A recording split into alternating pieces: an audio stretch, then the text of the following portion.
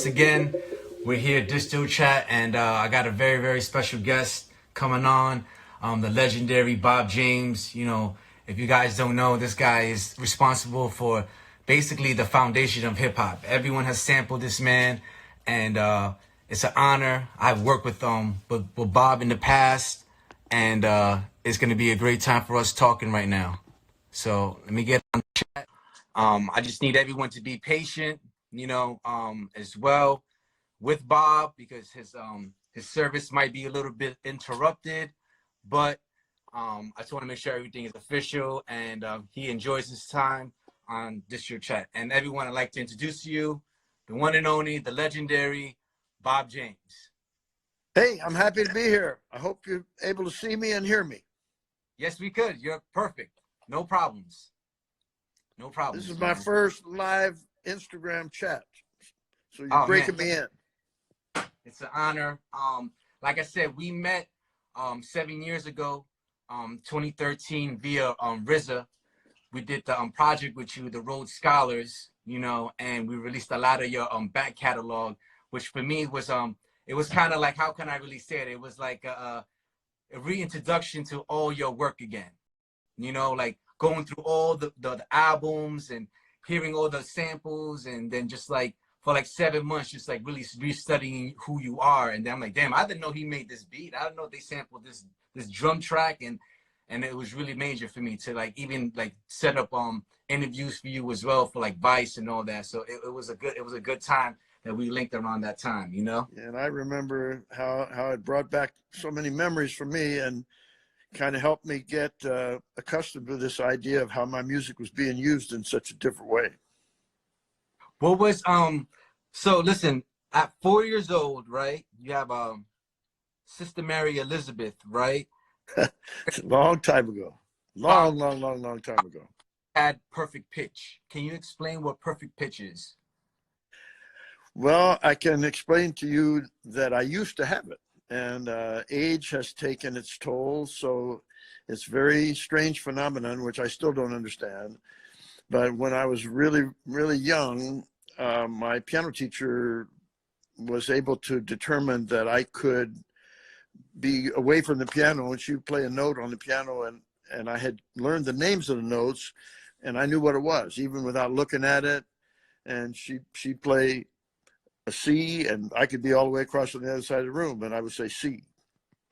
And then from that, I reached the point where I could hear chords, clusters of notes, and I heard the notes in my head, and I knew what the names of them were.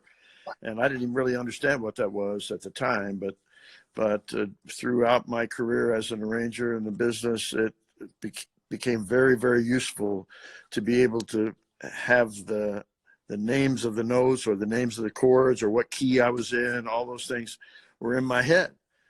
But a lot of different people have tried to understand what kind of a phenomenon that is mentally, because it wasn't something that I learned or practiced or anything like that. It was just there.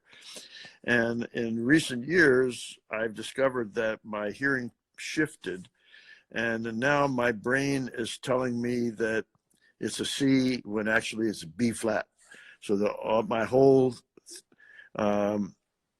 perception of those note names and the keys and everything is off by a whole tone. So in some ways, it's even worse than not having it at all, because my brain is still telling me what some of those notes are. And if I went over to the piano and played based upon that, I'd be playing nothing but wrong notes. When did you find out it was going away or going off? Just when actually I was playing a jam session down in Florida, and there was really a great jam session. There were several other great pianists on the stage at the same time. On the other side of the stage was Joe Sample, great jazz piano player, and this jazz organist named Ricky Peterson. And they were playing, and I was off stage. I was just watching them, but they were playing this blues, and I kind of got excited and wanted to join them. And I just automatically assumed that they were in this key, and I went up, started playing the piano, and realized, whoops, no, they weren't in that key at all, and it was off. And at first I thought it was just a fluke, but little by little I kind of realized that it was some kind of function with my ears, and that was probably 10 years ago. So it's been very gradual that has happened to me, and my overall hearing just is gradually getting higher. So fortunately I still hear it, and once I'm sitting at the piano playing those notes, my brain adjusts, and I'm okay as long as I'm there at the piano. Oh, we're in B flat now, so I can just go ahead and play, and I'm comfortable. But if I was away from the piano and joined in on some music that I wasn't familiar with, chances are I'd be one tone too high. So everyone to know, we have the legendary Bob James in the building. For everyone that's just finished in right now, a group of people just came in so they can know who you are, what's going on. So at 7, right, you study at the Missouri Valley College, right? And basically, they kind of like made you, you're basically a prodigy at this point, because you just went right into it. You just went to college, and at 7, you getting tough. How was that? How was it like being so young? I mean, my son is 7, so I don't, it's crazy for him, for me to see certain things, but for him to come to me and be like, learn how to play piano and all that, that must have been crazy for your parents. Well, yeah, actually, I was taking piano lessons at that college, but I wasn't actually in college. I was still in elementary school at that time. And some people in my town thought of me as a prodigy because it was a really small town. There were only 8,000 people there, and I'm probably was one of only half a dozen people in the town that actually played the piano. So it was unusual for them. But if I had gone to New York at that time, at that age, I probably would not have been considered that much of a prodigy. Man, that's crazy. So fast forward, right? The Notre Dame Collegiate Jazz Festival in 1962, right? Can you elaborate on that festival? It was a wonderful time. It was a major kind of breakthrough that gave me confidence to go into music business, actually, because I was playing some pretty avant-garde music at that time with a couple of buddies of mine in the University of Michigan. I was playing as a trio, which throughout my whole life, that's been my favorite instrumentation, just piano, bass, and drums, jazz trio. And we decided to go compete in this festival, mostly not with the idea that we thought that we would win or even cared very much about that, but we knew that the music we were playing was going to be very different from what anybody else was doing, because we were a lot of experimentation with electronic music and with very free improvisation, really outside kind of stuff. And we thought it would just be fun to throw a little monkey wrench into the festivities down there at this festival. So we get down there, we find out that 2 of the judges were Quincy Jones and Henry Mancini, the famous movie composer, Pink Panther and all that stuff. So pretty heavy duty judge panel. And I think they were intrigued by the fact that our music was so different from anything else that was going on there, that we got their attention, ended up winning the best group at the festival. And Quincy signed me to make a record for him. He had just started as a producer at that time for Mercury Records. And as a result of that experience, I got to make my first album. That was 1962, called Bold Conceptions. And it really gave me the confidence to move to New York and give it a try in the business. How was it to be in the studio with Quincy Jones, man? Like he produced everyone. So to say that he basically found you guys in a festival and then brought you out to the studio, how was that transition?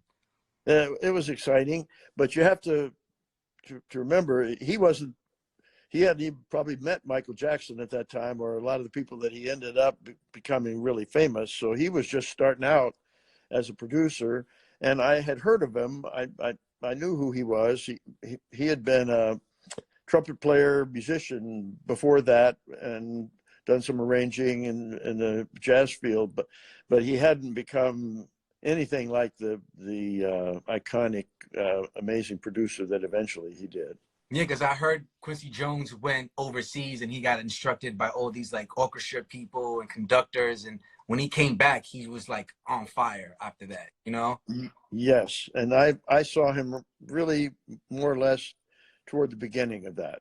He's a bit older than me, but not that much. And it's been actually quite fun to participate in some of the stuff that happened with Quincy, and I'm very proud to say that we have remained really good friends. Oh man. Listen, just for everyone to kind of know a little bit about your work, all right? Hip hop samples, people that have sampled your work, right? We're gonna start with the number one, everyone knows, Nautilus. Eric B. and Rakim, Let the Rhythm Hit Him, Ghostface Killer, Daytona 500, J. Rue the Damager, My Mind Sprung, Slick Rick, Children's Story, and you know, I have a special guest. You know, this is one of the first times ever. Main Source, Live at the Barbecue ever, Nas, ever rapping on a record. And I'd like to bring my good friend, Large Professor. Yes, sir. Mr. Bob James. Good Hey, nice to see you. spoke again. I mean, we spoke before, and good to speak. We did. Yes, absolutely. Man, it's such an honor. A few questions I have. One question I had was, you came up in the Midwest. You came up in the Midwest. Missouri. And then you moved to the East. Was there any kind of, like how in hip hop there was a East Coast, West Coast? Was there any kind of, I don't know, like where these guys from the East may have been treating you any kind of way because you were from the Midwest or kind of stuff? Like there was. Yes, absolutely. Absolutely. We had, well, I guess you call them cliques, or you were either on the inside or on the outside. If you were on the outside trying to get in, it was rough. Right. And there was a racial thing happening there too. So that I went through that, looking at from the outside in, and became extremely obsessed with the idea that I was going to prove that I could play the music well enough that would be what would get me in the door. Yeah. But there definitely was a New York attitude for sure that once I sort of made it or was on the scene for a long enough time in New York that I was considered a New Yorker. I wasn't considered a Midwesterner anymore from this small town or something. If I had that badge, just a New York musician, it gave you cred, and you were taken seriously. But there were a lot of cliques like that. There was the East Coast versus the West Coast. That the West Coast had a completely different sound of the musicians out there, and I'm talking about in the jazz field, the sort of cool jazz that was coming from the West Coast, or the more hard driving jazz that was coming from the East Coast. Yeah, you went to Berkeley though, right? Did you? Very briefly, just for a short time. Right. And I can brag right now, my granddaughter's going to be going there in the fall. She's starting out as a freshman at Berkeley. Yeah. A lot of Ava. Man, congratulations, man. That's yo, a lot of your music is like I go for vibes or I'm sample based all the way, but for some reason, I don't know, like I just get the vibes of the artist. Like, and I get a really upstate New York vibe from your music, like, and just the Tappan Z label, just all like, and do you still reside upstate New York, or have you? No, I moved. I'm in northern Michigan right now, Traverse City, Michigan. That's where I'm talking to you from. That's where I live.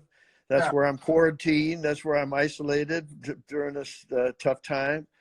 But it was mostly just because, I lived for most of my career in the New York area, and all those recordings were made in New York. So definitely it was a New York vibe where when it was time to make a record, I had this amazing roster of musicians that I could call upon who were all the New York cats. And and they all wanted to play. So it was almost like too much. You know, the musicians were so good. I was afraid my music couldn't live up to it. Man, yo, you actually coined like the New York, like the vibe, like, I mean, with Nautilus, with these things. And when we spoke before, you explained to me how Nautilus was like the last song on the album. So no one expected anything of it. It was like, and you know, you expected people to listen to the album in succession of how it was recorded. So it was like Nautilus was the last song on the album. So you guys were like, all right, we'll get this one done. And, you know, that's that. And so now with this big phenomenon like the pop, I mean, but you kind of are big in the New York vibe, like just like your music is the New York vibe, man. And there's one picture that I always love, the album cover, the hot dog album cover. I think it may be you and your family in the back, and you're like, yes, that's my daughter. And I love that picture. Yeah, I had an engineer, the great recording engineer named Joe Jorgensen, who was working with me at that time, and he was the guy selling the hot dogs. We set up that photo shoot so that we were out on the street in New York, and my engineer was selling the hot dogs, and my daughter Hillary was there with me. Beautiful. Yep. Beautiful. Yeah, that was a fun time, and just the fact that vinyl has made a resurgence, has come back. But my big memories were when vinyl was it. That was the way you released your record. There wasn't anything else. There was no CDs, cassettes, none of that stuff. It was vinyl, and that's why we talked about the last cut, you know, and side A and side B. Nobody thinks about that anymore. The idea of side B, there are many things that we thought about. We could in some ways be more adventurous with the things that were on side B, because maybe they're not going to get as much airplay, maybe they're not going to be as commercial, but you could try stuff. And but because a lot of the disc jockeys, the radio station would only play that one cut. They play whatever you put on cut one, side A, that would get the airplay, and they probably wouldn't even listen to the rest of the album. And that's really where, in my memory, Nautilus was just not even being paid much attention to at all. Creed Taylor, my producer, liked it, I think primarily because there was a sound in the intro that he thought it sounded like a submarine. And it was Creed Taylor that came up with the idea of calling it Nautilus because of that sound in the intro, the sound effect that we used. And so we just stuck it on there, and we put it the last cut on side B. So not only was it the last cut, it wasn't even on side A at all. And I never really thought much of anything about it. But one basic thing that I knew at that time was bass and drums. And if you got the groove, doesn't make any difference what the style is or anything. If it's grooving, if it's classical music, if it's rap, if it's polkas, whatever, if it's grooving, you're happy. And if it's not grooving, you're not happy. And I was really lucky. I had Idris Muhammad, just Gary King, unbelievably, everything he played just had this magic groove about it. And Gary King, the bass, those two guys were just laying it down so heavy for me. All I had to do was tinkle a little bit on the piano, and we were home. Yo, now there's another song. I heard this, and this is a song I love. You have a song named Love Power. Grover Washington played on it. Yeah. Now, there's another person you had on that when I was listening to it, I listened to songs from beginning to end. I love it. But there was another song, another person you had on the song. I'm going to play a bit. Right, here we go.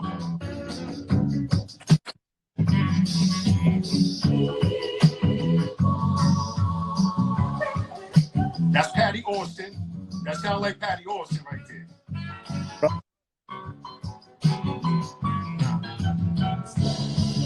Now listen.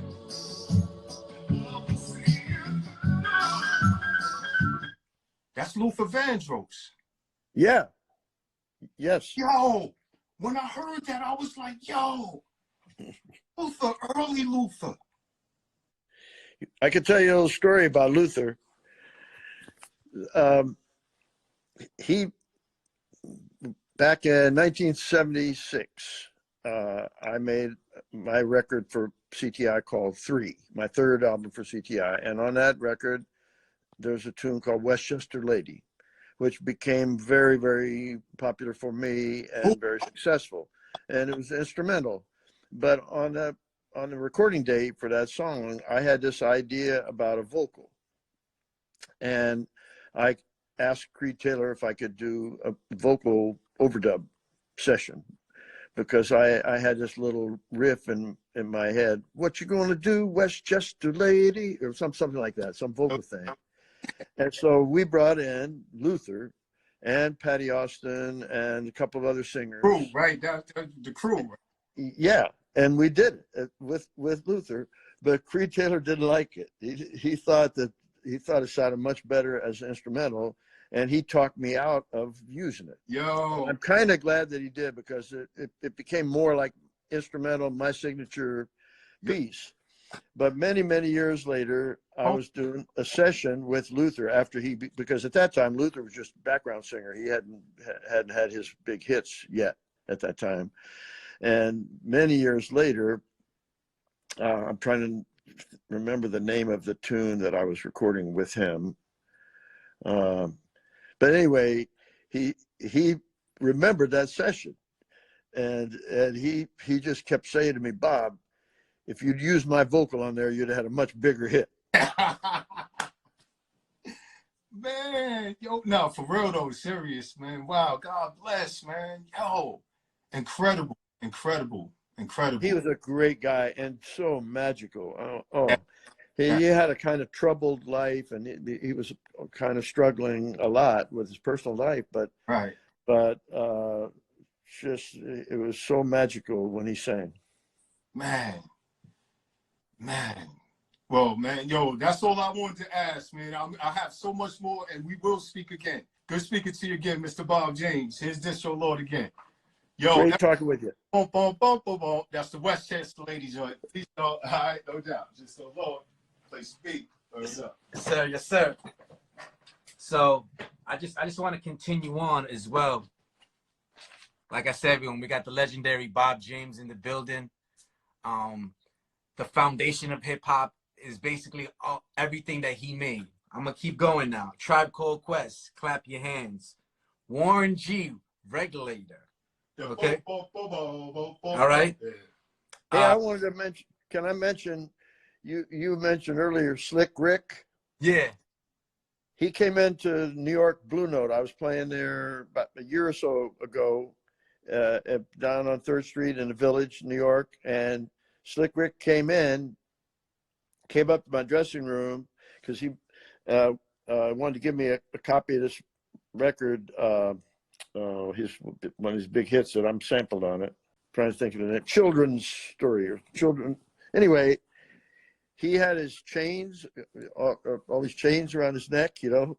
So I asked him if I could wear his chains, and he would take them off so we could take a photo op with him with the chains. And so he said, okay. I think he had a bodyguard with him at the time to protect him. So I was a little nervous about that. But he took the chains off, and I put them on, and those chains were so heavy. I thought I was going to drop right to the ground. I almost couldn't even stand up. You have a picture of you with all the chains on? I have, yeah. Yo, please send me that picture, man. Please. Yeah, I got to find it. It was funny. Let me keep going. Onyx, Last Days. NWA, Straight Outta Compton. Okay? Man, I continue going on and on, all right? How do you feel about the loss of CD 101? Well, if I had been living in New York still, of course I would be missing it terribly. I've been gone from New York for so long, that's a distant memory for me, those CD 101.9 days. You sort of, as part of your life. But I'm sad about so many of the radio stations and the formats that have changed. And one of the things that I can still remember that I could see the beginning of the end coming was that some big business started to take over the programming of radio stations. And so the disc jockeys were losing control over making the choices about what they played. And in the earlier era, you had these people that you could really relate to because you knew they loved the music, and they were choosing the songs that they would play based upon their taste and what they really loved. And gradually, business started taking over a lot of those stations, and the power of choice was taken away. And there were these organizations that their job was to try to guess what the audience would like the most. And you had to have a certain amount of saxophone tunes, and you had to have a certain amount of vocals, but it was all theory. It was not passion. It was not the program directors at the station who loved the music making those choices anymore. And seeing that happen to radio was sad for me. And I could feel it when I listened to the music, that it's chosen by formula rather than by the real love of the music. Yeah. All right, so we still have WBGO, you know what I'm saying? And yes, of course. And there's a lot of control there. Of course, they don't play enough of my music, but that's a whole other story. where can we go now to hear great jazz? If it's online or if it's a radio show, or maybe even you have your own platform, do you know where we can hear some great jazz for everyone right now? Because we're really missing it at this point, you know? Yeah, I hear you. Darn, I wish I had my little station of my own that I could say, listen to WBJO or whatever. But You know, that'd be yeah, something. You released 2 years ago. well, it's actually in some other ways though, it's easier to find good music if you make the choice yourself to what you search for. Because whether you go to YouTube or whether it's Spotify or wherever it is, if you, the listener or the fan, keep control over what you really want and not just let it be streamed to you randomly, almost anything is available out there now, the internet. And very often, if I'm looking for something really obscure or something that I haven't heard for a long time, but I really want to hear, all I got to do is type it in and go online, and I can find it. So that part is really powerful these days. Yeah, there's some other tools you can use now as well. You know, and I'm gonna buy you. You know, I think it'd be really good to have your own station, man. Especially now. You know, you released your album 2 years ago, Espresso. What drum machines you used in that album? Well, not very much. There are two songs that one of which called Submarine on that record, that was a lot of fun for me because it was kind of based on Nautilus. And I was thinking about the fact that so many people have sampled me. I thought, well, why don't I just sample myself? And I don't have to look anywhere else to get the rights for it, to license it, because I own it. And so I took some chunks from the original recording of Nautilus and patched them into this new composition that my producer had been working on. And that whole track, Submarine, of course, titled with the idea of the reference to Nautilus.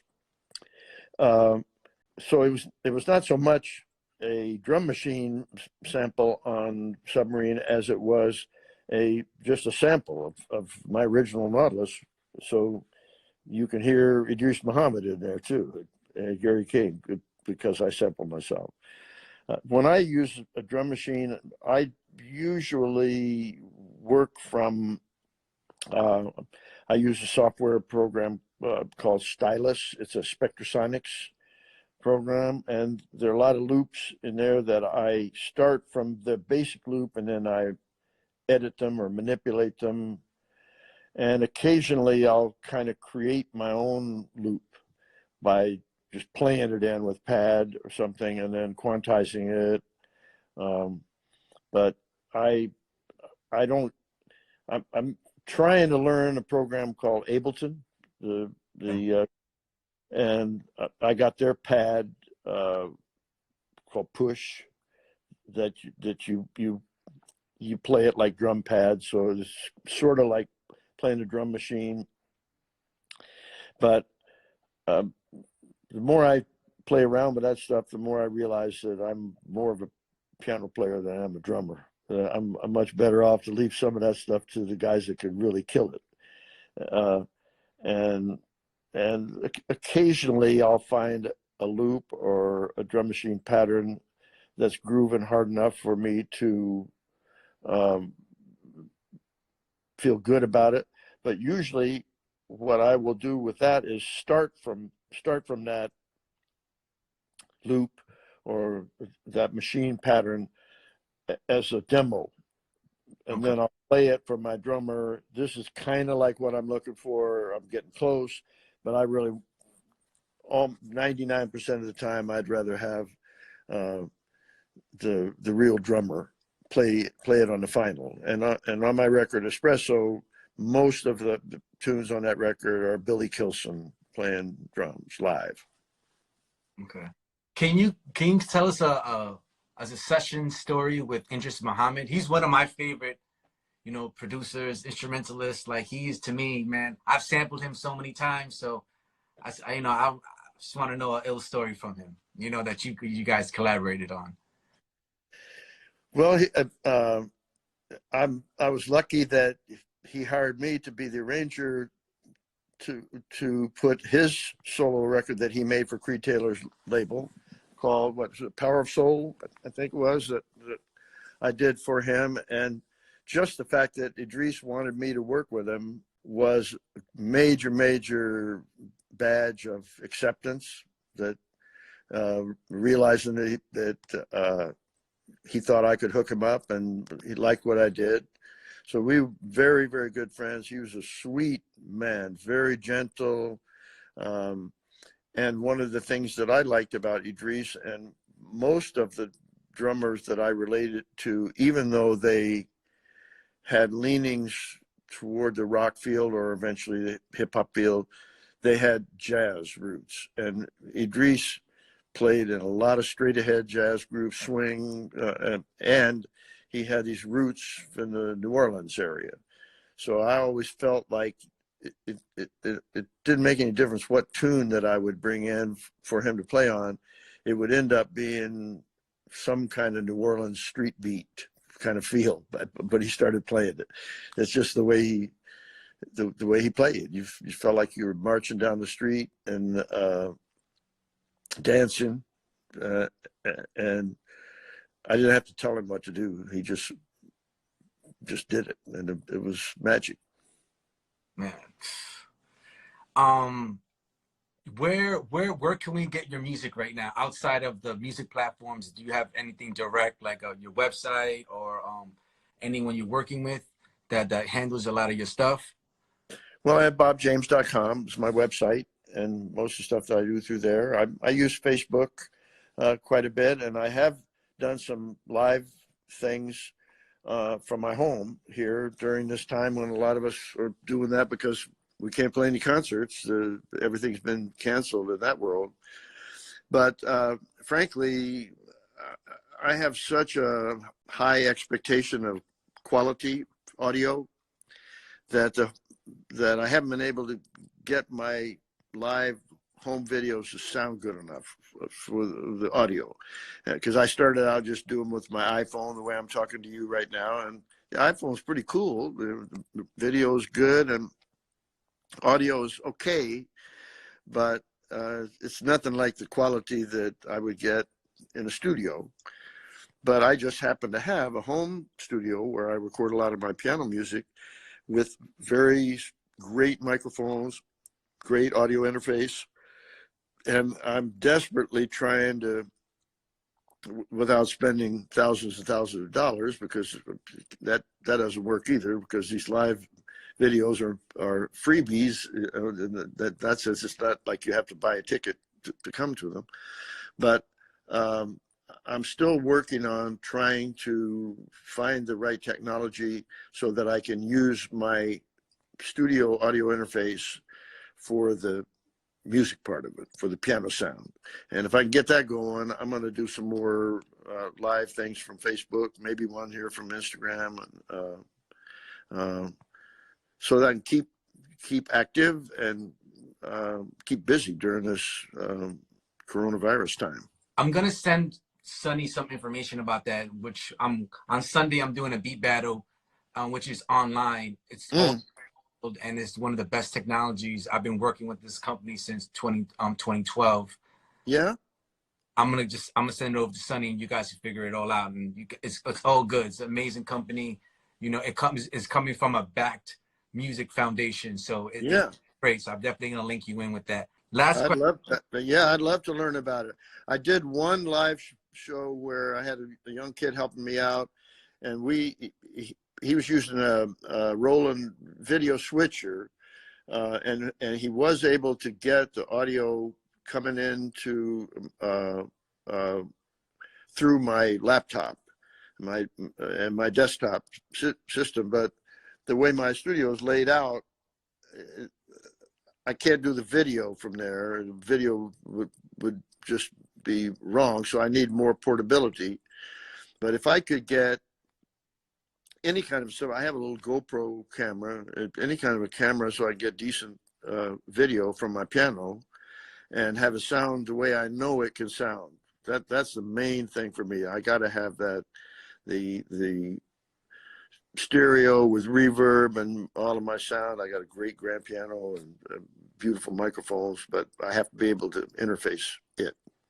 So if you got something that can hook me up, I'd love to know about it. Well, bro, you always, like I said, always showed me love from 7 years ago. All you was saying, like, get me out there, let people know who I am, and everyone just loves you, bro. So last question, I'm gonna let you go after this. What was the first time you ever heard your music sampled by a hip-hop artist? It was Jazzy Jeff and the Fresh Prince. And they actually sampled Westchester Lady, but I didn't even know the word sample at that time. I didn't even know what they were talking about, because when a friend of mine told me that I should listen to it, when I listened, I couldn't believe what I was hearing, because they just actually took my tune and rapped over it.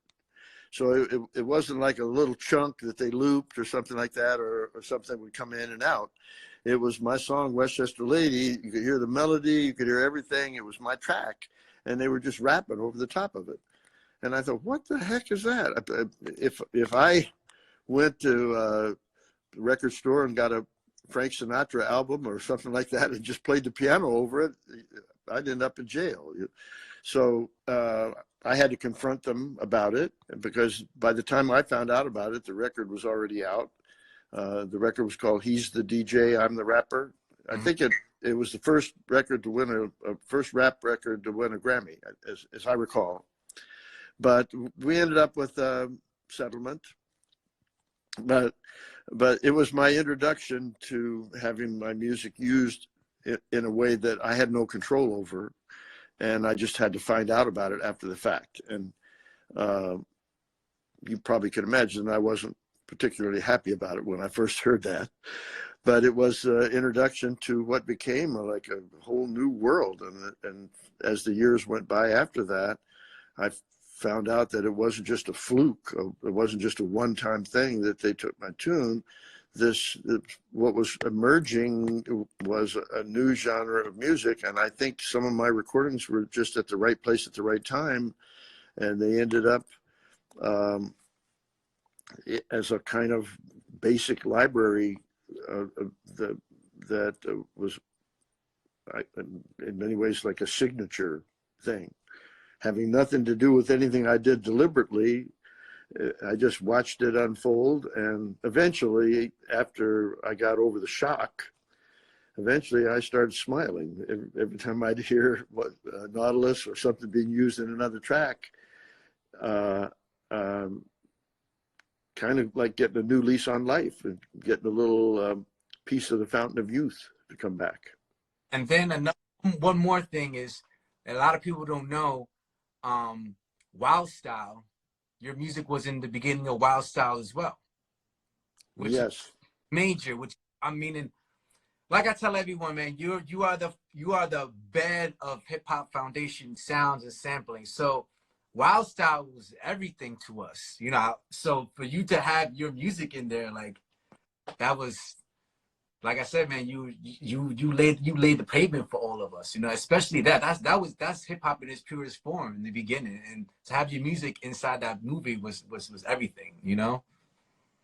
Give some thought to. There's one thing that's always in my mind, and I don't know whether it will ever even happen or not, but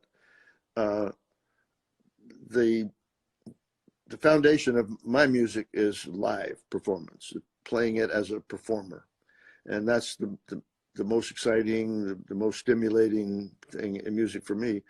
And I've only had one opportunity during this whole phenomenon with the hip hop field of actually playing with another hip hop artist. And the guy that I collaborated with a little bit was Rob Swift. And he became a friend during that time, and I had lots of respect for him as a performer. So many of the artists in the hip hop field probably are studio based, and a lot of the things get created in the studio, but the actual live performance is a whole different thing, because you're out there on the stage, and now you got to just do it, and there's no manipulating. Well, actually, there is manipulating with these. The technology that they use. But I kept trying to figure out, since my music has been so much a part of this field, would I be able to perform with any of the hip hop artists that sampled my music and took it to this completely different place? And what would that be like to be on the stage with them at the same time? And that hasn't happened. Man, we need to. And there's so much great things, you know. I'm happy Sonny reconnected us. You know, you know who Robert Glasper is? Yeah. All right, he's amazing. I just started to work with him almost 2 years ago. Brought him on board to work on the Wu-Tang Clan album with Ghostface. And, and you know, Ghost samples all your music all the time. Yeah. But I performed at Blue Note with Yasin Bey, who's known as Mos Def. And they rocked that, bro. They rocked. You guys link, it will just be magical, man. I think it will just be a new resurgence of seeing live artists perform, man. And I think you're one of those guys that can really bring it to that level, you know? I'd love to try to do that. Goes down. Look it up with Sonny. Talk to Sonny about it. I got you. Definitely. Everyone, like I said, we have the legendary Bob James, jazz legend, hip hop foundational for everything. Bob James, what is your website? BobJames.com. Pretty simple. Everyone who's on the live, to follow him. You know, once we get off, show him love, support his music, man. Like, you have any merch on your website, on BobJames.com? We do, but it's not a heavy retail kind of thing that I try to do. But there is some there. Yeah. All right. I appreciate you punching that up. Yeah, because we definitely need some shirts. You know, we definitely need some hats, some Bob James hats. Even if Sonny, he's got them down there in his garage in Florida. Let's do it. He'll hook you up. Everyone to follow Bob James on his page. Stay in tune with him. I'm gonna be helping him out maybe down in the future to get those live and all this technology stuff going. Because we need to hear more amazing music from you, man. And especially, are you working on anything new as well? Are you working on any new projects on the side, or right now? Yeah, I have several new projects, and the one that I'm sort of early on with, but I've had some pretty good luck hooking up with some young musicians, new ones, and Sonny helped me with some of them. But I'm trying to put together a band called the Young Guns, and a drummer from Florida Okay. James Atkins that I met through Sonny, and guitar player also Will Patrick, and a saxophone player from the Ukraine, Andrei Schmut, who's just awesome guy. All these guys are in their early 20s, and we're trying to put some kind of a project together with that. I have a collaboration with a great jazz trumpet player in Europe named Till Brunner. We were about 2/3 of the way through that album project when this coronavirus problem has kind of ground us to the halt. So I'm having trouble figuring out the scheduling to complete it. But I got more stuff coming soon, I hope. Yeah, very. Thank you again, man, for your time. Everyone, like I said, legendary jazz musician, you know, really the godfather of hip hop, of people sampling. Bob James, ladies and gentlemen, please follow them, support him, respect him for everything, man. Like I said, we appreciate you. I had to bring Large Professor in because he's like one of the first people to sample your music to where it got to another bar, man. So thank you again, man, for your time. Thank you. And we'll speak very soon, all right? Okay, thank you for having me on your live. Yes, sir.